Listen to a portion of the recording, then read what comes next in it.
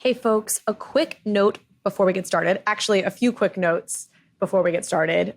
First of all, if you can hear this noise behind me, I don't know if the mic is picking it up. I'm sorry. It has been going on for hours, and so I have to record this despite that noise. That noise is not present during the interview, thankfully, just during this brief intro I've got to give to this episode. So first, we talk about overpriced NFTs, the OPJ NFTs, a bunch in the beginning of this episode.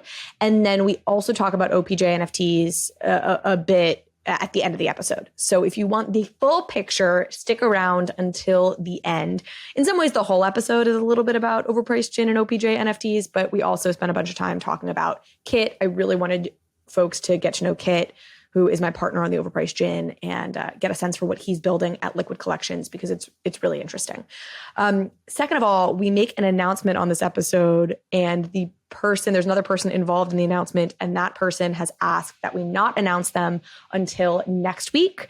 So we have bleeped out their name and any identifying information throughout this episode.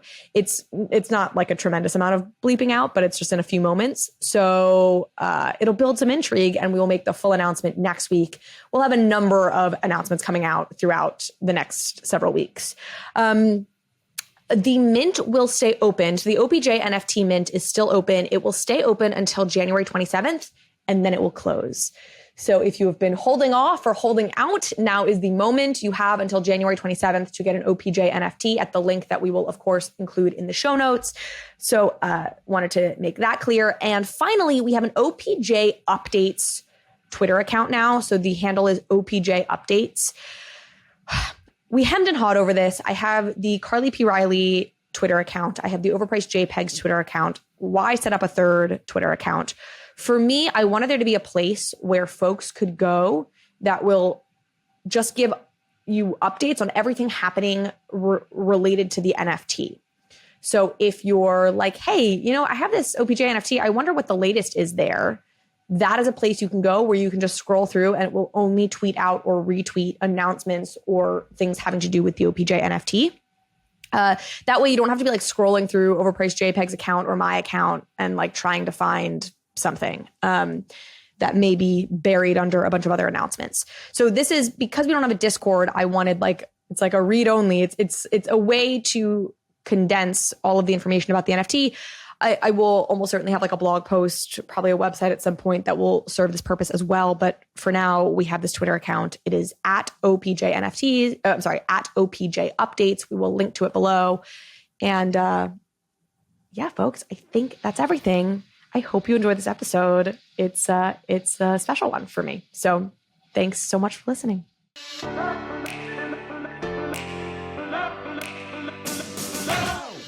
Hello, everyone. GM. Welcome back to another episode of Overpriced JPEGs. This is a special episode. I say that from time to time, but I especially mean it today. Today, we are joined by Kit Codik, who is the founder of Liquid Collections. We are going to dive much more into Kit's background later in this program. And Kit is also my partner on Overpriced Gin and, by extension, the OPJ NFT. So this is it. I'm finally semi-deep diving on the OPJ NFT on an episode of the podcast. I really haven't done too much of this. This is the first one where we're really laying out some of what's going to be coming this year. And so, of course, we're drinking some gin while we're doing it. Some OPJ gin, some overpriced gin to boot. Right. Kit, if you're not watching the screen, Kit has a much more beautifully crafted cocktail than have I. But we are cheersing on the screen. Cheers, Kit. Thank you for being here. Cheers, Carly. Great to be here. Have I already screwed up by having a big ice cube in my glass for my gin and tonic? It's a gin and soda. Not necessarily, but usually you'd have more cubed ice. What I've found has become more prevalent lately is the kind of bigger goblet. It's more of like a European serve. It's what you get a lot in places like Spain that just love or live for the gin and tonic. Got it. Well, if this podcast deteriorates more than my others do, folks will know why. real gin in here. That's what I can say. Okay, so we are going to talk about OPJ NFTs to start, overpriced gin. And then we're going to talk about you. I really want folks to get to know you and understand why I'm so excited about what we're doing together and about what you're building with Liquid Collections generally. But before we get into all of that good stuff, we do need to hear a word from our lovely, lovely sponsor, Ledger, and specifically Ledger Stacks. If y'all have not ordered your Ledger Stacks yet, order them, link below. Let's hear from Ledger now. Do y'all realize what's happening over at Ledger? That the #1 leader in digital asset security has teamed up with Tony Fadell, builder of the iPod, to revolutionize the experience of owning digital assets securely. They're doing this with Ledger Stacks. This is the most premium product to date, and it's so user-friendly. Ledger Stacks is a palm-sized device with a new e-Ink 2 display on the cover and around the spine, meaning you can view and confirm transactions at a glance.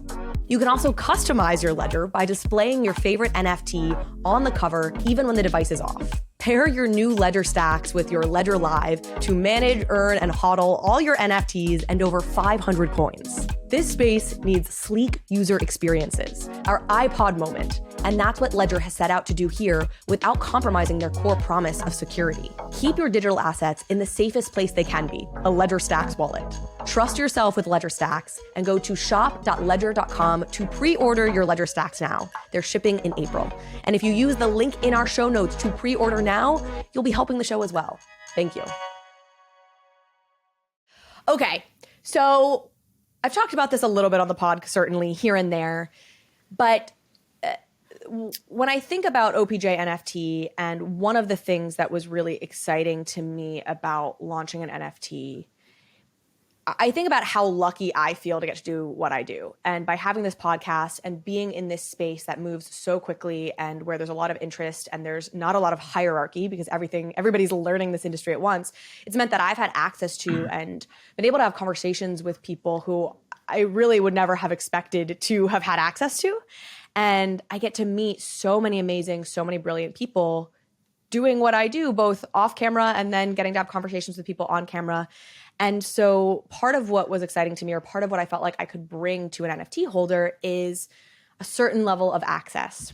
So we've talked about OPJ NFTs. I've said, hey, they're about events and they're about the gin. We're going to talk about both of those things here, but starting with the events. So we're going on tour, baby. OPJ 2023, the Overpriced Happy Hour Tour. Kit, you don't like the name Happy Hour Tour, is that right?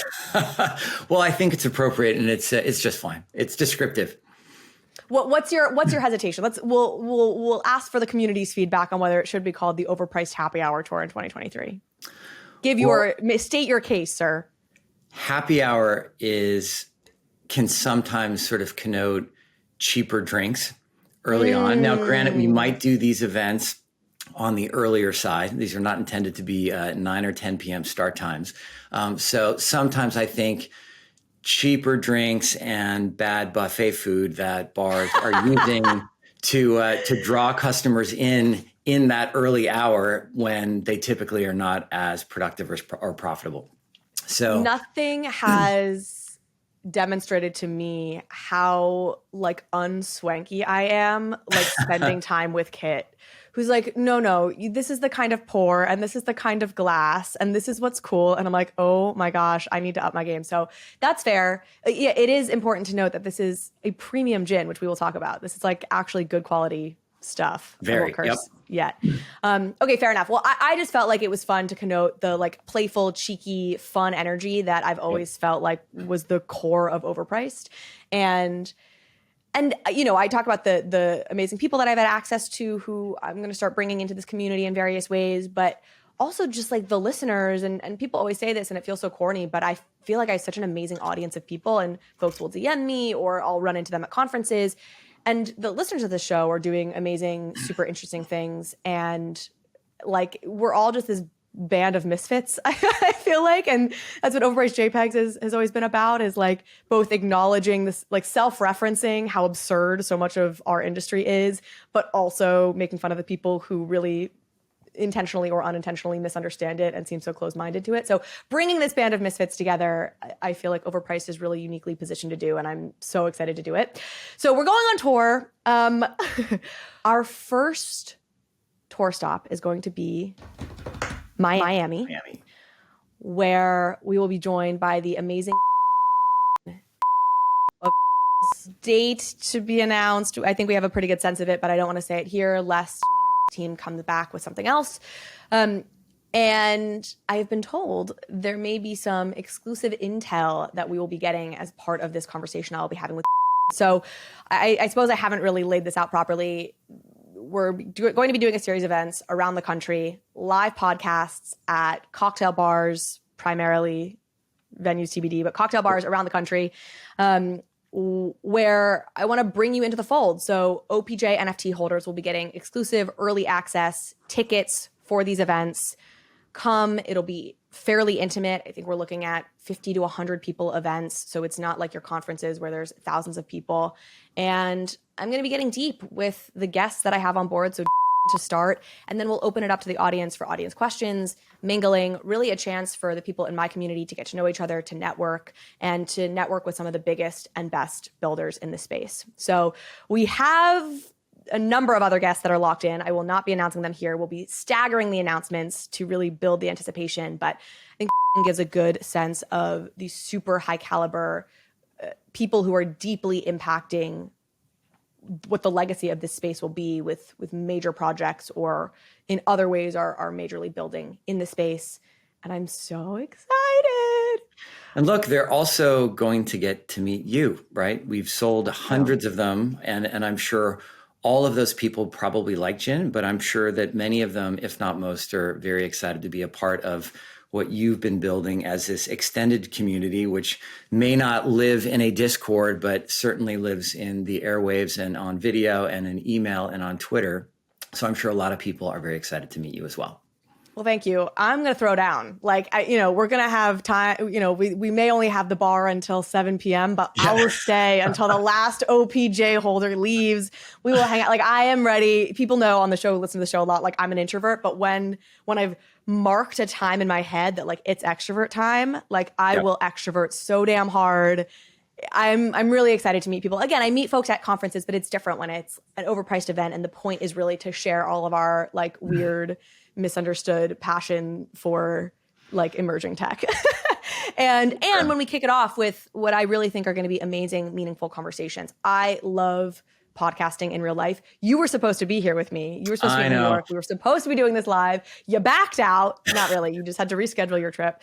So I'm bummed that even you and I have to be doing this virtually, but there's something so special and magical about getting together in person, which we'll get to do as part of this tour. So that's part one. Again, more guests, more cities will be announced. I'm trying to do it weekly, so it's like a fun cadence, but we'll see if we're able to fully do it weekly.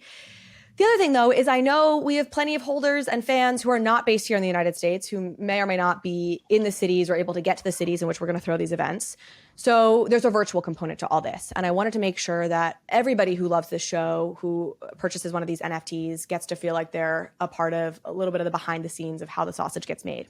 So we are going to be regularly doing token-gated live stream podcasts with my friends over at InPeak. So InPeak, amazing company. They have a platform that does just that. You log in via token proof to the platform and you will be a part of the podcast recording where we can pull you up on stage to ask questions to the guest and you'll get the first look at the conversation. You'll also get a look at me in real life being like, oh shoot, let me take that question again. And you'll find out I'm actually not a good podcaster at all. I just have awesome editors who cut out all of the times that I say shit I didn't mean to say. So I think that'll be really fun to bring people a part of the process. And again, let y'all ask questions to the guests that I have. We are kicking that off this Wednesday. I'm hoping, Kit, this podcast we get out before Wednesday. Otherwise, I will have announced this via a blog post. This Wednesday, that is January 18th, with Raul Pal. If folks don't know Raul, he's amazing. You should check out the podcast he's done with Bankless before. Brilliant macro investor and just so good at weaving the story of Web3 and putting it into context. Totally a personal hero of mine. So he's going to be on with us on the InPeak platform. And if you are a holder of OPJ NFTs, you will be able to log in, listen to that conversation live, ask her all your questions. Maybe we'll hang out for a little bit after. And we're going to be doing this quite regularly. So again, a number of guests already lined up to do this, but targeting monthly or more than monthly to have a guest that we do this with and we bring you in as a part of that. So there's the events piece. Take a drink. I will be on that one too. So Yeah. Next, You're going to join for the I Rally own Pass? an OPJ, so of course. Hell yeah, man. I love to hear it. Is there like a drinking game we should play as part of this podcast? Like every time Carly says like meaningful or curses, that's probably the one we should do every time I use a curse word. Yeah, we'll figure one out for sure. Yeah, you can play the drinking game at home, whatever you think I say the most. Okay, the second part that I want to get to before we dive into Kit U and Liquid Collections is the gin itself, because that's the other piece. So it's looking like folks will be able to redeem. Oh, you've got to show us the bottle. Hold on. It looks like folks will be able to redeem their NFT for their bottle of OPJ gin in Overpriced gin. I should say the full thing. For Overpriced gin in March. Yep. Okay.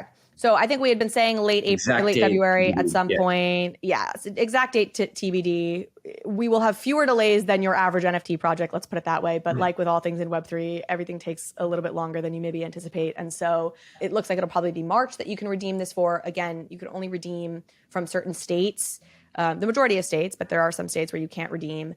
If you are in a state where you cannot redeem your gin and you missed that, you somehow missed that, I will do everything in my power to get this gin to you somehow.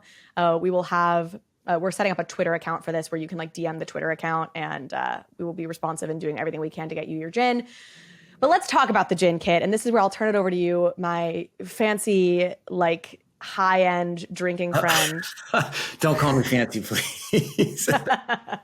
Well, like the snifter and the shaker and the, I've been around this stuff for too long. Yeah, exactly. You're like, no, Carly, we can't go to that cocktail bar in New York. That's so lowbrow. Right. You must go to the finest cocktail bar, and I know the owner, and we will get in through the back door. And so you're fancy.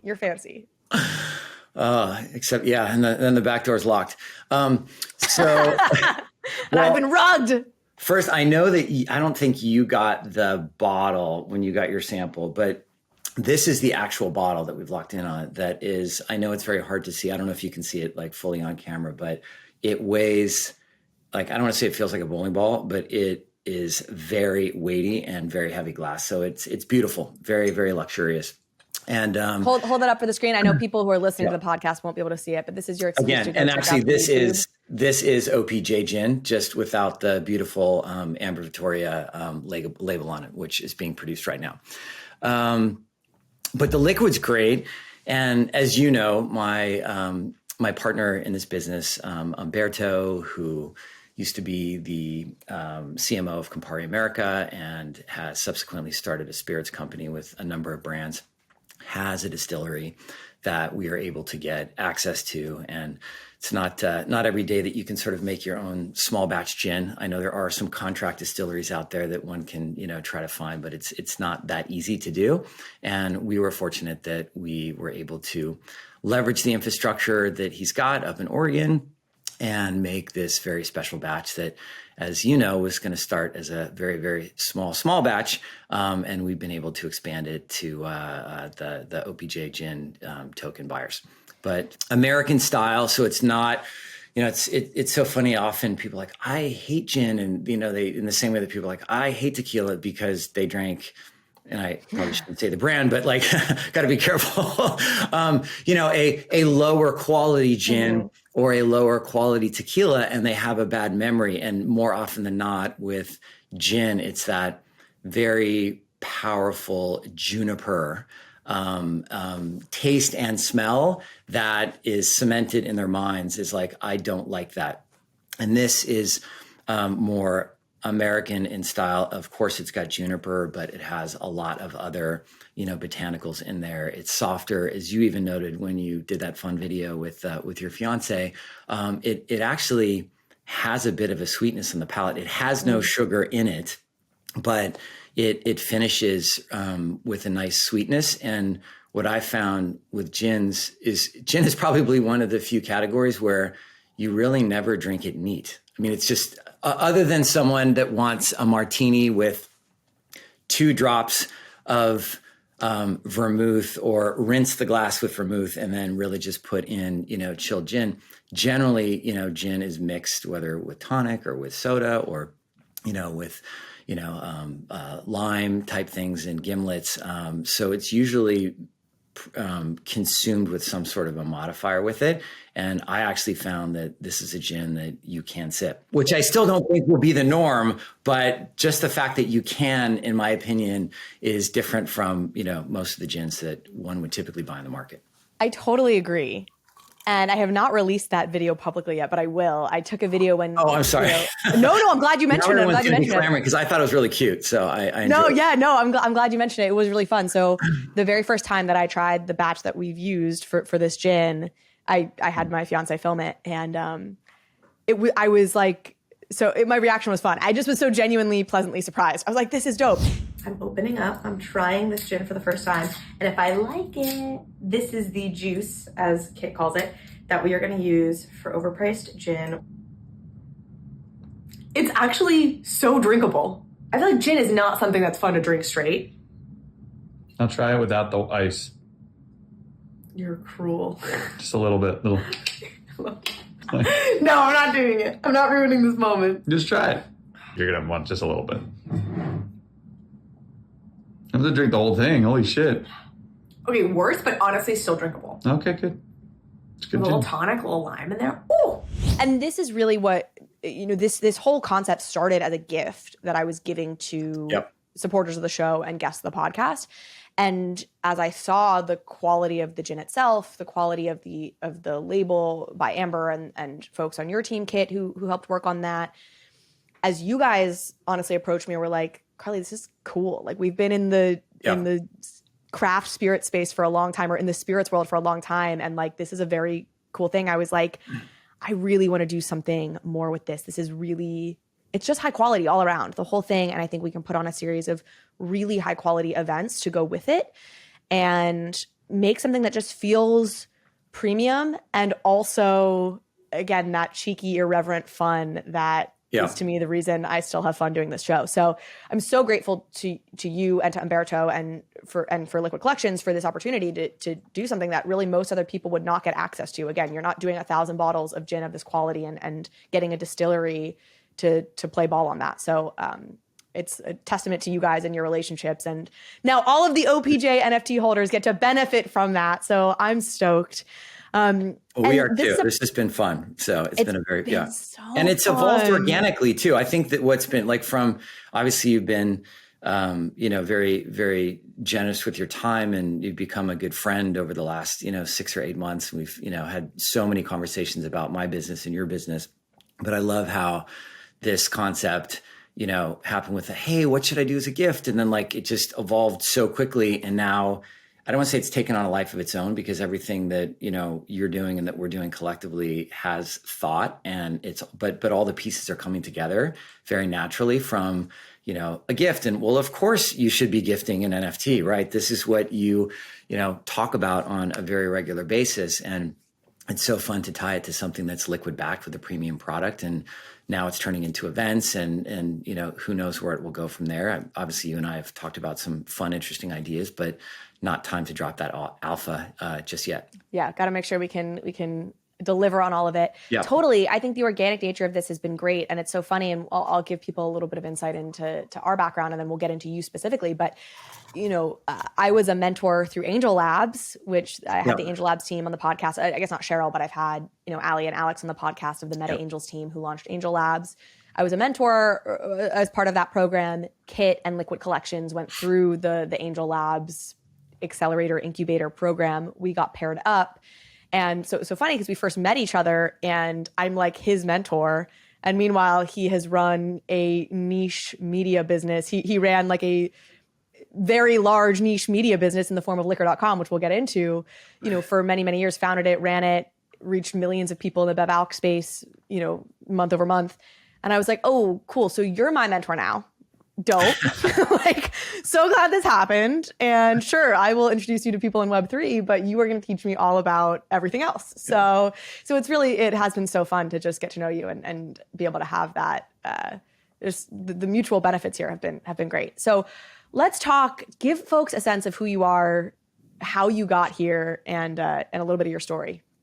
Sure. Well, I guess going very quickly, started my career actually in retail and apparel, working at the Gap's corporate headquarters out here in San Francisco, which is where I still reside. Sort of got the startup bug and helped launch an infant medical device business, and then in the early days of Web 1, helped launch one of the first online gift registries, and then went to, which was acquired by the Wedding Channel and then the Knot. So it's like part of that large, maybe Wait, you're, I don't even think I maybe knew you're that. using that. Yeah, we haven't gone through the whole, yeah. We had not talked about that. I don't think, at least I don't remember. And I know David Liu and Carly Roney fairly well, who founded the Knot, because they were big supporters of Yang, and David Liu, who's one of the founders of the Knot, actually, is like a good friend of Yang's from way back. So anyway, okay, continue. Sorry, they acquired it after I left, but after that, I dove into the world of venture capital and worked for a corporate venture firm. And while I was there, helped fund and actually co-found a receivables finance business called Finacity that I helped put together and then stayed to help run for, I guess, 6+ years. And then got back into consumer internet and through a variety of businesses we were involved with. Ultimately, I met the guy that owned the liquor.com domain and managed to get sort of our arms around the liquor.com domain, started a new company, decided to build a media business, started with kind of the who's who of the cocktail elite and the best writers, and literally started with an email newsletter to 1,000 people at the end of 2009. And that kind of kicked off the journey. We, over a decade, built it into the largest media company in BevAlc, and a couple million email subscribers, pretty large web traffic, huge, distribution in social. So I ended up spending most of my time in the industry and a huge portion of my time working with brands, because like most media companies that are not focused on commerce, advertising was the backbone, and marketing and promotion. So ended up building a consumer media business that turned into a consumer and trade media business, and got very, very deep into the industry and really started to understand every aspect of, how to build a brand, and when I say I'm talking about working with the Diageo's and Pernod Ricards and Bacardi's and Brown-Forman's and LVMH, all the major portfolios and the brands in their portfolio. So spent a lot of time under the tent in a way that often media companies don't have the opportunity to, because we were so focused on a category. I spent most of my time really developing relationships with the companies directly, and less so with traditional media buying agencies. So got to, really know what they were trying to do. And then I think we got quite good at very creatively constructing full 360 campaigns, web, email, social, mobile, a lot of events. And then ultimately, as you all know, about 10 years in, I sold the business in late 2019 to IAC's publishing arm, Dotdash, which is, I think we're about the 5th acquisition, and then many more happened. And then at the end of 21, Dotdash bought Meredith. So it's now the biggest company, I think, in the media space with, 60 plus, media brands under the tent.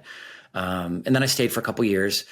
It's part of the transition, built out some fun e-commerce things. And then at the beginning of 2021, I sort of fully exited out and was able to sort of dive back into my entrepreneurial passions, which I feel are sometimes harder to explore when you're part of a multi-thousand person company.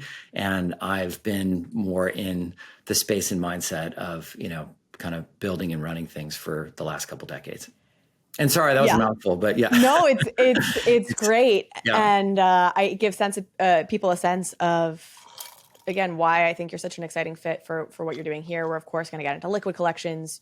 You mentioned, that's your sense of your background. You mentioned Umberto was the CMO for Campari US. So again, just like deep in the world of BevAlc, which is so fun. I feel like, as people have asked me, what do I want to do with Overpriced and what are my plans? And we have all sorts of plans, but like part of what this experience has opened my eyes to is like, what I want are really good partners. Like, it's so fun to work with people who have so much that they can make happen in their own right. And then when we come together, we can make something extra magical happen. So it's been really fun working with the two of you. So talk about then, I guess, what was the unlock for you with NFTs? Like, I feel like the story I have in my head of you, and maybe this is right, and maybe you can tell me if it's wrong, is that okay, you have some sort of earnout or whatever. You're at IAC for a number of years and Dotdash, and then you're like, okay, I'm going to leave now.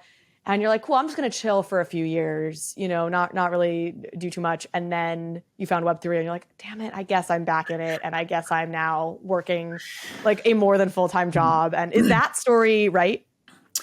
It is. I had anticipated making 2022 not a year of like rest and recreation because, like you, I'm just not wired that way. I mean, I can't even imagine like sitting and binging on Netflix for more than an hour or two. It's just, I can't sit still. But I thought I would keep my foot in beverage alcohol as an investor, advisor, or board member, because I love the space and feel like I have a lot to offer businesses in the industry because I've seen so much and I've built up such a wonderful network and set of relationships. And ironically, I actually thought I would do something that was more health and wellness and fitness related because yes, while we're sitting here drinking a gin and tonic, most of what I do revolves around like, eating well, working out, playing tennis. Do you play pickleball? I have started playing, as you know, I'm a tennis player. I was like, you seem like somebody who probably has picked up pickleball. I have picked it up. I'm a, quasi-competitive tennis player and, played in college and stuff. So I much prefer tennis, but I am enjoying pickleball, especially from the social side of things. But then, to your point, like, look, I was drawn in probably in the same way that many people have been, right? It's either sort of looking at the currency side of you get a little intrigued with Bitcoin and Ethereum. And then obviously there have been an awful lot of other, coins and currencies that have launched over the last couple decades or last couple years. And then same on the NFT, you're sort of brought in by the shiny objects. And when I started to, dip my toe into this kind of late 2021, you're seeing, apes and punks and, doodles and squirrels, like all of these things that are just like going up like crazy. And it's kind of hard not to pay attention to it once you start to understand the fundamentals. But then once, and this is well before things, sort of crash, but what happened for me was, and really the unlock was really just thinking and understanding the utility. As I joke with many of my friends, I feel like my DNA has been somewhat altered by my liquor.com experience. And it's been altered in two ways. The fun way is, like many people in the quote unquote industry, I cannot walk into a bar or restaurant and not instinctively scan the back bar, look at what's on the bar. I typically know almost every brand, maybe know the founders, but I also know, in the way that most people don't know, what are the 50 brands or 25 brands that sit inside Diageo or Pernod Ricard or Bacardi or Brown-Forman? I do, because I've worked with all of them. So I know like, oh, Pernod Ricard's doing very well here, or Diageo's doing well here, or Bacardi. So that was kind of the fun thing where you're just obsessed with like what beverage brands are in a particular venue. And similar sometimes when I'm walking through the aisles of stores. But the other is that I spent so much time with brands. And while liquor.com was far from a technology company, we were a media company. We were always trying to find interesting tools to help us create or execute marketing campaigns as effectively or in the most creative ways, possible. So I feel like anytime I come across tech, and I feel like I'm a tech adjacent entrepreneur where I don't code, I can't create technical products. I typically get a reasonably good understanding of how they work. And then I think about the application of them and the use cases. So I'm sort of at this space where, or in this place where anytime I see new tech, it just runs through this filter of how could I apply it to the beverage alcohol space, either from a sales, a marketing, customer acquisition, loyalty program management, or, events, activation, experience, or one of the things I found, from a blockchain perspective, obviously is, provenance and fraud prevention, especially on the higher end. So that's what started to happen for me kind of in early 2021. And and as you know, because we talk on a regular basis, the idea is still fire on a weekly basis. I'm just thinking about like how, and it's been so fun. And, I've met some people like, Fonz and others through you and others that are building these cool platforms that have all sorts of use cases. But then I always think about them very specifically of how can I apply this to spirits marketing or spirits events or wine marketing or sampling or activation? So that kind of got a lot going. But then, entrepreneur in me, and I've been involved in a variety of different ventures over the years. And I'm at this stage in my life where this space is moving so quickly. I didn't want to think like, what is the big idea that I have to go raise a ton of money for and build for a year or two and hope that I'm right?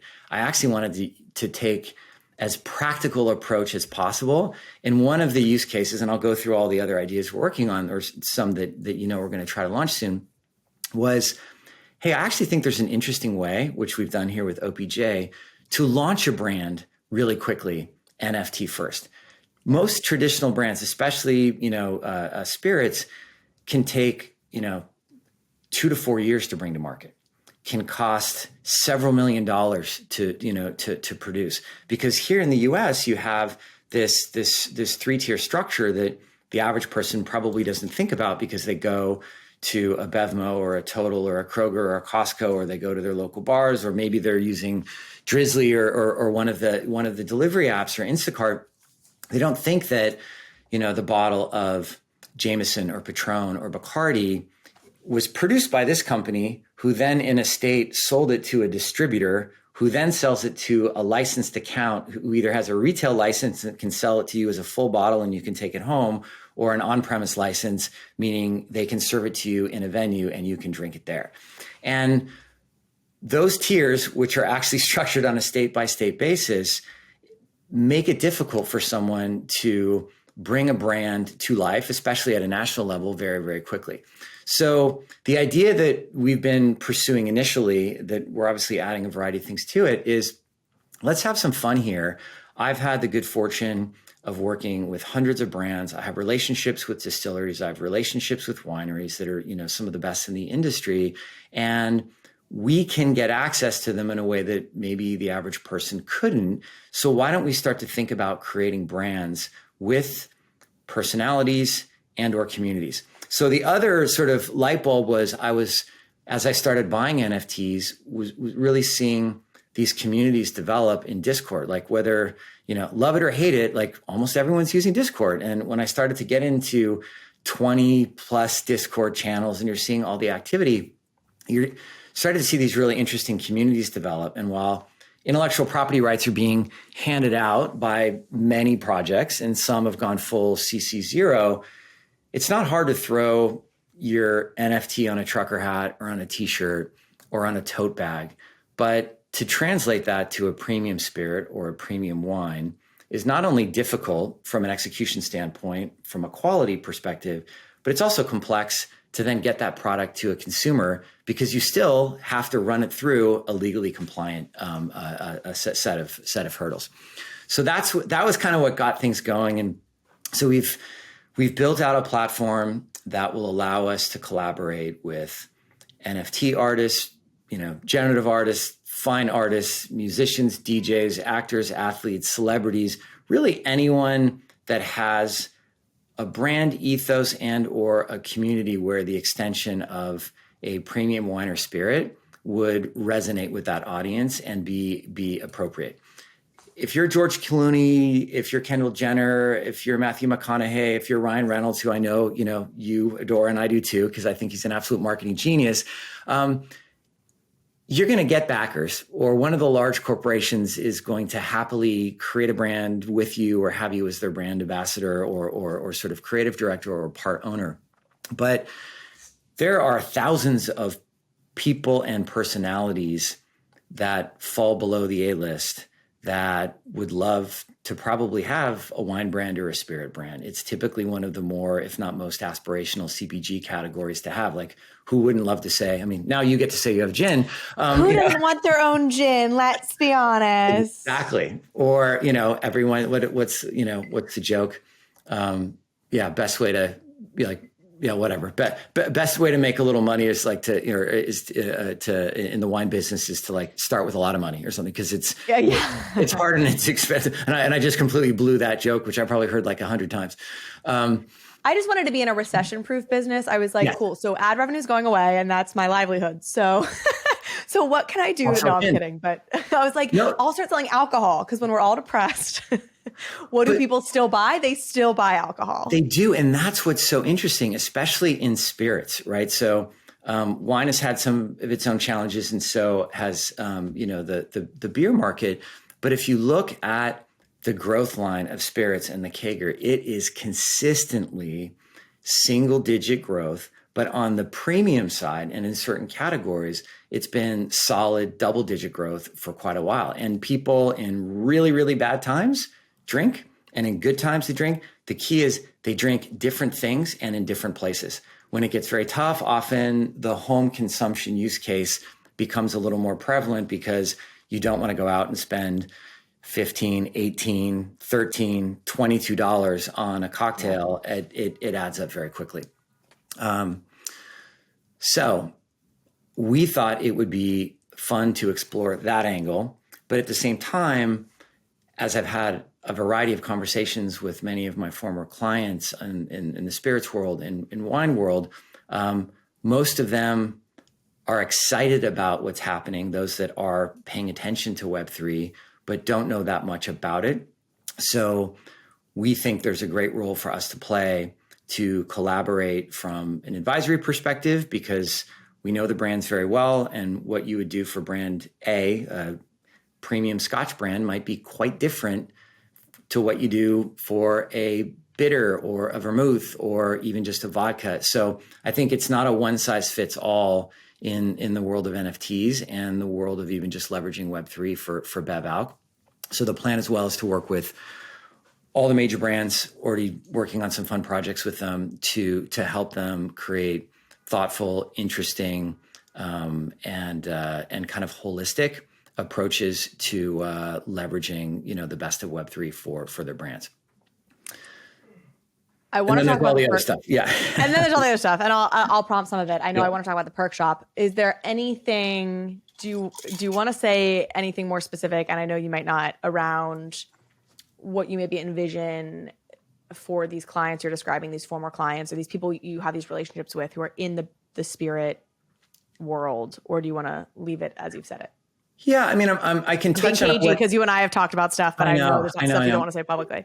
Well, I've had this conversation with a handful, and the response has been really positive. I think you and I have completely leaned into this space and have conviction and see where this could go over the next 3 years, 5 years, 10 years. And I firmly believe that the blockchain will be powering aspects of many, if not most, industries, and that most, if not all, CPG brands, and certainly wine and spirits brands, will be leveraging different aspects of blockchain tools and all the apps that eventually get sort of built on top of the blockchain over time.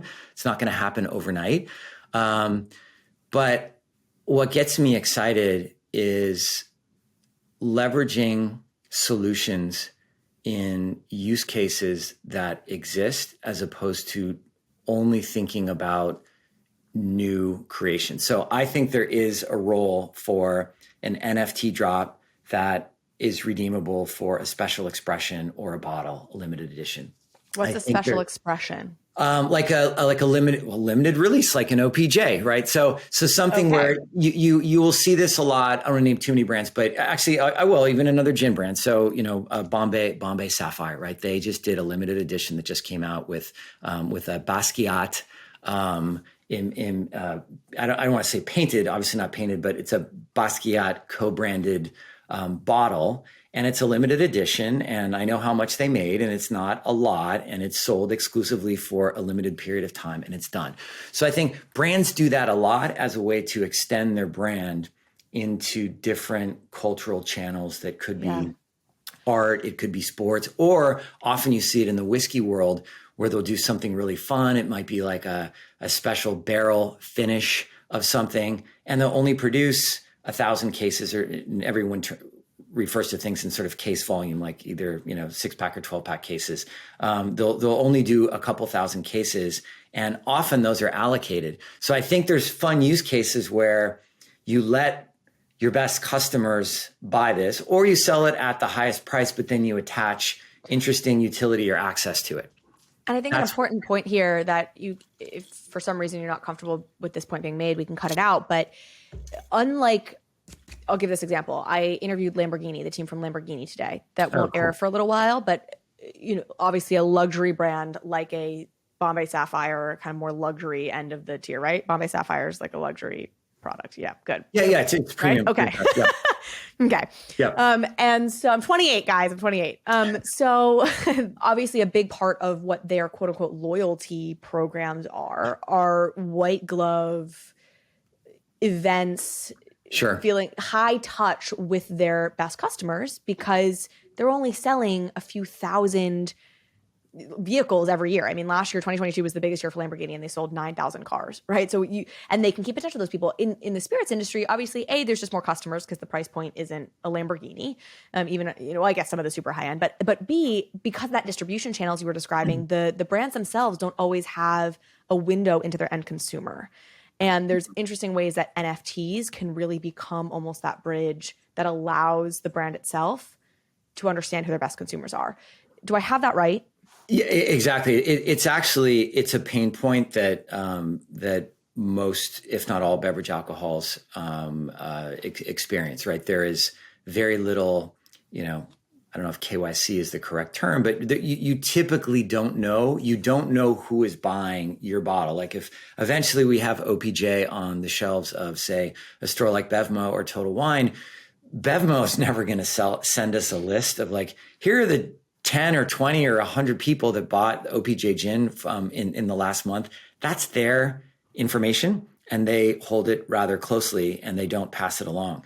So as we've talked about, I'm thinking about interesting use cases and have found some pieces of technology that I believe will help enable this where, you can scan a bottle with a QR code and get an NFT that shows a proof of purchase or a proof of ownership of a brand. And through that process, you're passing your information along to the brand. The brand is issuing, and this is something that we will do for them, an NFT that's branded. And now you have this connection between this person bought this bottle. But then it gets even more interesting because that's a one-time purchase. What if this happened all the time and you actually had a loyalist who was purchasing 6 bottles a year or 12 bottles a year, or I don't want to get into more because then you get into like, You're like, are we enabling things? Yeah, either they're entertaining a lot or, that's a problem that's not meant to be addressed on this particular podcast. So I think there are some creative use cases there in what's referred to as the off-premise, where the majority of volume is sold. So the retail channel. The other is the on-premise, right? And we've talked about this, and brands spend so much on cocktail programming and marketing and trying to get on the menu. I mean, the challenges of the bev alc world in the on-premises. There are, hundreds of gin brands, as we were talking about earlier today, hundreds of gin brands, but unless it's a gin focused bar, there may only be 10, 15, maybe 20 gins on the back bar if it's a big place. So who makes it on the back bar? If you're not on the back bar, you're not getting sold. But then the next transition is either, do you get in the well, which means you're what is being used every time someone yells, I want a gin and tonic, or I want a gin and soda, or whatever. But the holy grail in most cases is to land on the menu. And most cocktail menus have 8 to maybe 15 cocktails, 1 gin, 1 vodka, 1 tequila, 1 mezcal, 1 bourbon, 1 rye, et cetera, et cetera. When you land on the menu, typically your sales go up 20 to 30x in that particular account. And don't quote me on the exact number, but loosely. And I've seen really interesting, sales rate velocity, as well as the fact that for those restaurants that put the brand on the menu, sometimes they'll just put bourbon as opposed to Woodford Reserve or Michter's or, Bullet or whatever. When you're named, you now have also exposed the brand to the consumer. They order this drink, they know it's made with bourbon A, and that's a great way to build some level of consumer awareness. And, maybe I'll try that next time I go into the retail store and buy it. So I think where it's interesting is you don't know that customer who's ordering the gin cocktail because it's being served by a bar and the bar isn't capturing that person's information and passing it back to the brand. So if there's a way to scan something on a coaster that generates an NFT, and we're working on this now, and then you pass that information back to the brand. Again, great information. You're onboarding someone into a loyalty program. That's really exciting, but it doesn't stop there. And this is what I love about the token side of things, where you can then gamify it. Well, it's one thing to have one bottle and it's one thing to have one drink, but if you create a program and a consumer collects 5 of these from 5 different bars, well, now what can it unlock? And that's where, when it ties back, I know you like to. I'm chomping at the bit. Go ahead. Finish your thought. Shopping utility. It starts to get, I think, really exciting, because then you're thinking holistically about like, how can I use NFTs? And it's going to be interesting to see how long we actually call them NFTs, and if the name will change, or if we're going to just call them tokens or what, tickets, that using them in a variety of fashions and layering them into CRM and customer loyalty management and, loyalty programs, I just think will start to become the norm, because it will give you a lot of visibility. But then when you have a token holder that has 5 of something, you can reward that person in a way that you couldn't if you only had their email address, or even if they only have one token. And I think it will allow people to get very creative, notwithstanding also the data you can capture around it.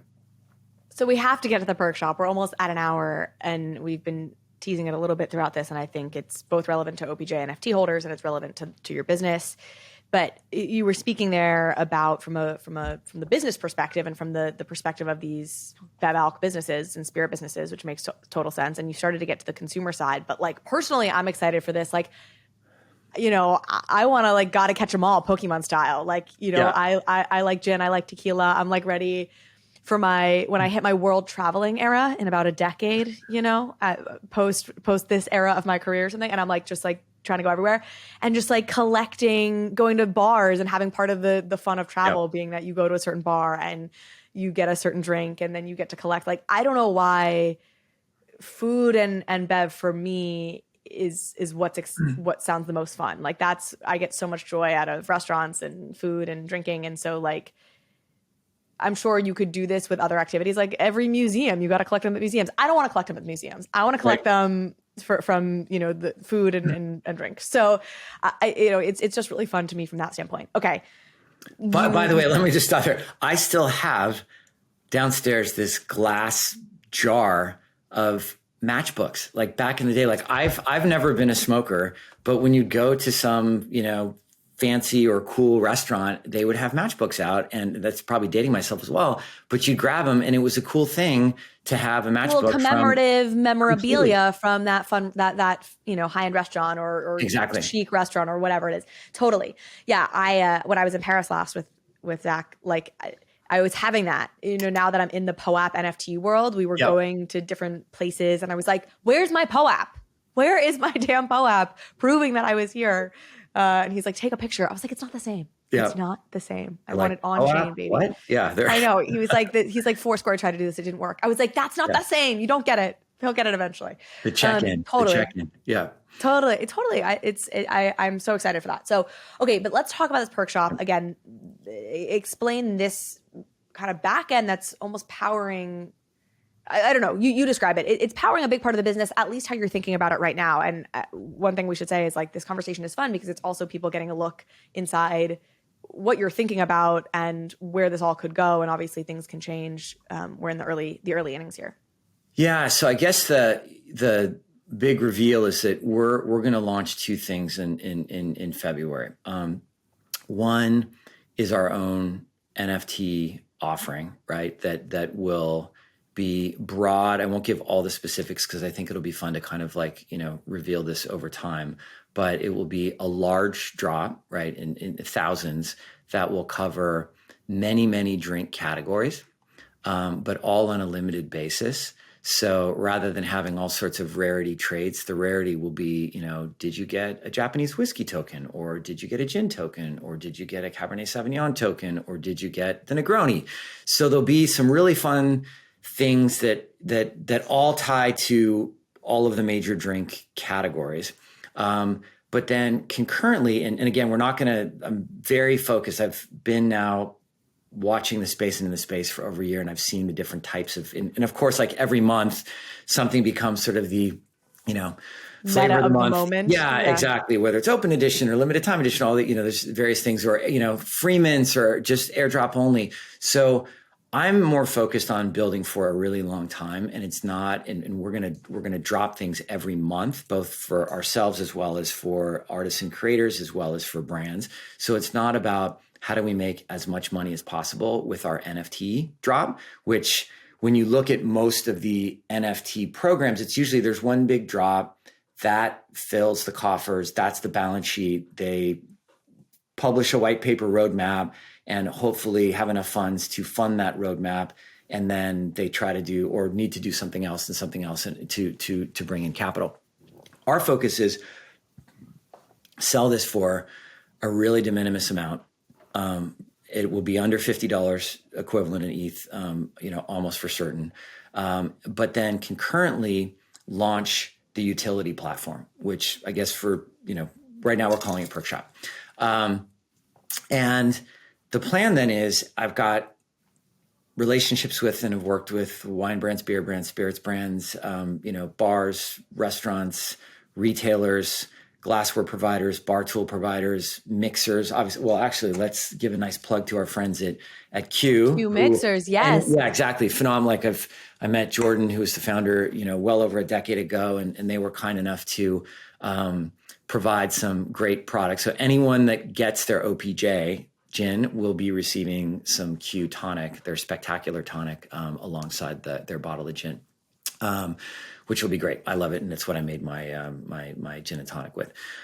So the thought is, let's not overpromise, but try to massively overdeliver, so that any token holder will, from a very early stage, be able to get access to things that could include discounts at retailers, free mixers, access to special products in different categories. There's an experiential side of things that potentially can be redeemed in bars, and really have fun with it, but do it both at the macro for the collection, but also at the micro by the category. So maybe if you are, actually, I don't want to give too many examples, but if you were actually, gin holders are a really perfect example, right? If you were a gin token holder, right, it would be logical and appreciated to get a 4-pack, 6-pack, 8-pack, whatever, of free tonic, because that will allow you to make a great gin and tonic. But you're getting it because you own this NFT, and that NFT will unlock a whole variety of things. And the Perk Shop piece will be powering it. We've talked about it with both. So Taylor, who's the founder of the technology, and Fonz, who you know very well, Token Proof, we're integrating it. So like the events, any event we do with anything will be tied in and also unlocked on the Perk Shop. So I'm thinking about it from how can we add a lot of value to the people that are buying our NFTs, while at the same time providing a lot of value to the brands or retailers or bars or providers in this ecosystem, because fundamentally we're providing, I guess you could call it kind of free user acquisition to an extremely targeted audience that is interested in drinking well. And in most cases, I have a belief that over time, if someone gets their NFT and they love mezcal, but they got vodka, they might sell their vodka and buy their mezcal, or I don't know. It's just going to be, in my opinion, I think it's going to be very interesting to see how people lean in. Often they're leaning into a particular art type in an NFT project, how they may gravitate towards the categories that they have the greatest affinity for, because that's where they want to get perks and utility and experiences and things like that. I love it. And folks who listen to this podcast know that I'm just increasingly convinced that loyalty is the fundamental use case, value prop, reason to be for NFTs in many ways. And loyalty comes in many forms. Like we think of the Starbucks as a very straightforward loyalty program, but really every brand, every person, every business is running a loyalty program. You need customers who love you and come back to you and engage with you. And so I'm so excited for NFTs for that use case. And I think this is a really clear cut and interesting example of it. And you referenced this, but we should say, because folks listening to this podcast are probably OPJ NFT holders or might be in this perk shop that we're describing. This is where you'll go to both redeem your bottle of gin. It's where you'll claim tickets for the live events. And, maybe there'll be other surprises, no promises in the here and now, but this is a long-term platform that's being built that can be fun. Things can be done forevermore, essentially. I mean, we'll die someday, and I don't know, maybe the world explodes. But this is a place where value can just continue to be driven for some period of time. Yeah, part of what I love is the space is evolving so quickly, and there's just a lot to have fun with. And I think if my approach right now has been, let's do a lot of interesting projects with good people and create great products, and then find ways to sort of evolve that, add value, as opposed to what can we do that will bring in the most money right now? And instead add layer upon layer of, because every time we've done, I mean, even with the OPJ, learn 5 things every time you dive into a new project. And it's, I just think it's important to take that and then morph it and keep trying to launch new things. Totally. And you talk about how you thought about price point. You're like, we're going to launch your collection. It's going to be very competitively priced. I don't even know what you would say. De minimis, I think, is the word you use, which is a very fun word to say. It's going to be cheap. It's going to be cheap, but it's not. Yeah, I know. That's why you don't like saying happy hour tour, but that's because you're fancy. No, I know you don't like to say that. De minimis amount. The gin is hitting me. De minimis amount. And that was so part of our strategy for the NFT, the overpriced NFT as well, the OPJ NFT. And I've said this on the podcast before, but we were so committed to pricing that in a way where we knew we could drive more value than we were asking for. I mean, between the bottles of gin alone, the behind the scenes access to the virtual events, the live events, that in and of itself, we think we can really give somebody their money's worth. And then, I mean, it's striking that, the Q mixer, you're also going to be getting a free 6-pack of of Q tonics. And I think there's just so many ways we're trying to make sure that we're delivering more value than we're asking for, which I think, because we want to be doing this for a really long time and we want to breed really goodwill among the people who are in our communities. And you and I share that and really bring that ethos to the projects you're working on and that we're working on together. Yeah, I think that I've seen a lot of projects launch over the last year that have been priced at a not non-trivial amount, that have then promised access to this and events, and you're going to get special tastings, and they're I don't want to say promising the world, but then you've got this really high bar to, and I know we've talked about it a lot, where you don't have a Discord open. I haven't opened our Discord yet. I know I'm going to have to when we get these tokens out, but if you start at a low price point and you keep bringing value, then no one's going to be complaining about the floor price, because the floor price was low to begin with. Yeah, and hopefully you came into the project for the right reasons. If you came in to flip, I can't help you, but I was pretty clear, if you're clear, hey, you're getting spirits and you're getting events, and that's what you came in for. I really think we can deliver something that will meet your expectations and hopefully, blow past them. So something that excites me too is I think we're going to have some really high caliber events, and holders, OPJ NFT holders might not be able to get tickets for every live event. I mean, we have to kind of figure this out, but probably a couple. You and I are kind of working through this. And what's exciting to me is the idea that if you claim a ticket, but you can't go to the event, then you can resell that ticket, presumably to somebody who wants to go. And that's a way to drive value back to holders. I know you and I have also kind of gone back and forth about whether we're going to sell any number of tickets, call it on the open market. You're in favor of that for a variety of reasons that partly you think it's beneficial to holders because it sets a price it sets a ticket price. And we think we can, set a nice ticket price for these. I'm debating whether I want to do that, but either way, we're having the debates of how can we drive value back to these holders. If you can't make it to an event, you can claim a ticket, you can sell that ticket, and to an event that hopefully will recoup some of a good chunk of the costs you spent on this NFT to begin with. So really excited about that piece of it too. And the guest roster is getting exciting. So I can't, I'm thrilled. I think this is it's a great example of just going from initial NFT gift idea into now national happy hour tour. I'm going to use the word happy hour because you used it. So, yeah, baby. There we go. and I think it's going to be super fun. It's going to be a great Premium way. happy hour tour. Premium happy hour. Yeah. Luxurious happy hour tour. Yes. Well, we may not be serving caviar with the gin, but it'll be something good. Right. Yeah, we'll see on that front for sure.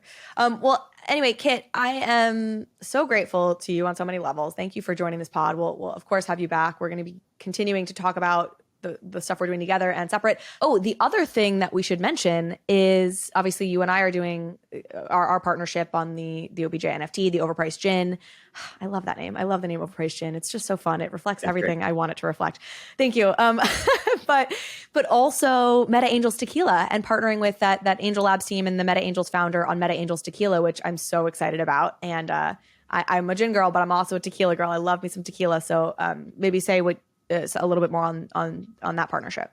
Yeah, that actually was the first partnership that we put together, and what then sort of drove me applying to the Angel Labs Accelerator, which again is kind of fun. Like I've been around the block for a while and always thought of accelerators for, the 20 something that is coding a product and that needs, sort of a variety of, advisors and help. And it turned out to be one of the best catalysts for this project. But anyway, back to the tequila, which is really fun. We created a really, really high quality reposado, doing a very small batch of it. Beautiful design. We took all the meta. You've seen it. It's up on our site. It's still available to mint. I think we have about 80 left or so. We were just talking about it this morning. So that will close out probably in the next week or so.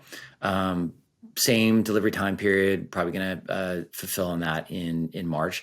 But it's an amazing tequila. And again, another example of it's really hard to get access to really good tequila in this market because it is about the hottest spirits category.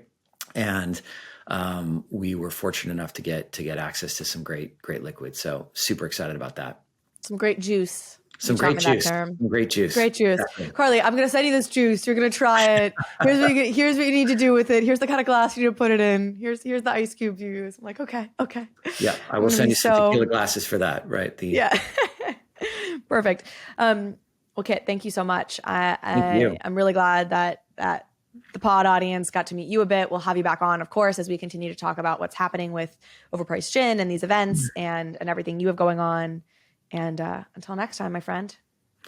Well, thank you for having me on and for being such a good friend and advisor over the last year. And again, you've done a lot for, I think, this space. The way that you distill, digest, and communicate in such a fun and friendly and authentic manner with the guests that you have on, it makes it very easy for people to get excited about what's going on in Web3. So thank you. Gosh. Well, thank you. Job. Thank you so much. Thanks. Cheers. Cheers.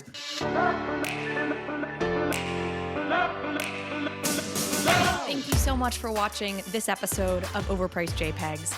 If you liked this conversation, if you liked this episode, please go ahead and hit subscribe.